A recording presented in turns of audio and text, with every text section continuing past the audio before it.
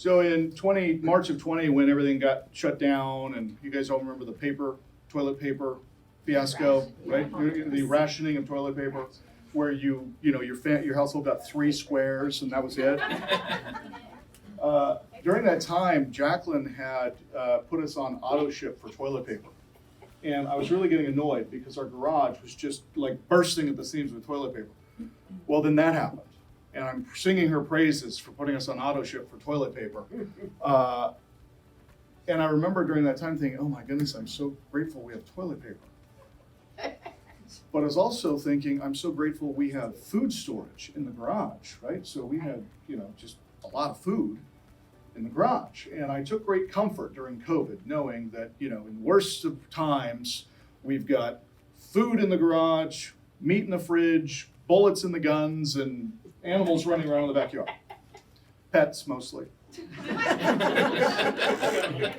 Still edible, yeah. The kids were doing a TikTok video last night where Harrison was saying, I don't remember. Food storage. So I remember thinking to myself, we're going to be okay.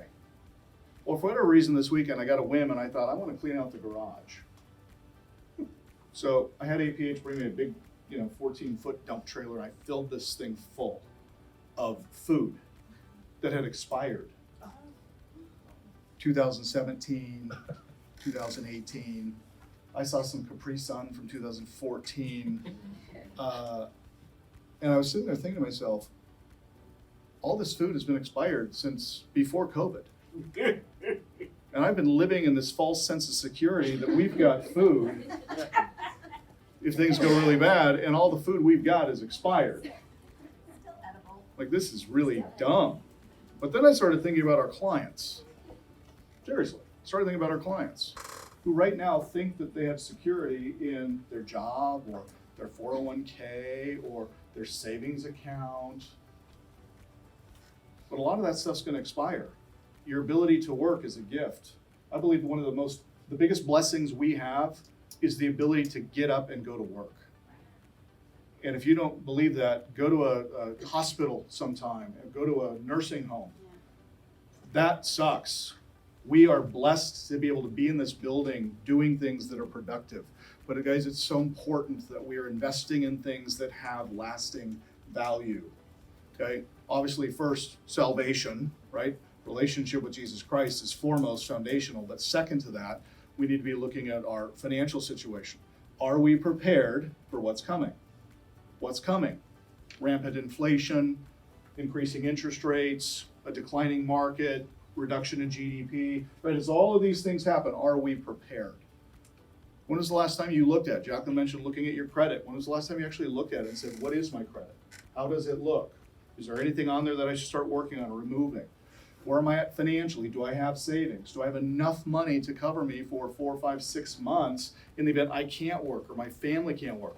Do we have the right insurance coverage? If something should go wrong, are we insured for those things? Are we financially prepared? And don't just think that you are, because you may have things on the shelf that are expiring and you don't even realize it. So I want you guys to all do an audit this week. Look at your insurance. Is it the right coverage? What are your deductibles? Are they the right deductibles?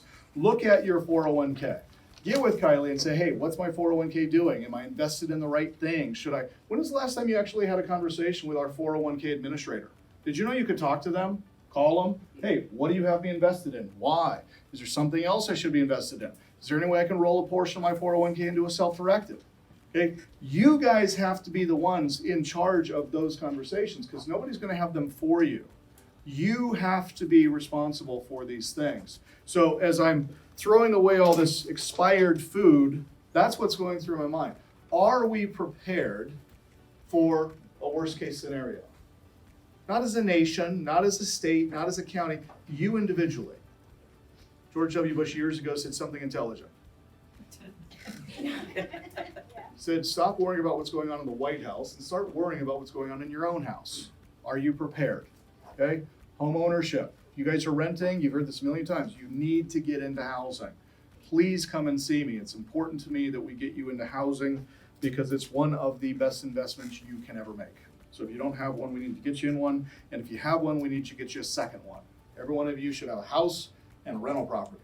Whether you want to or not, it's just smart business and it's the right thing to do, okay?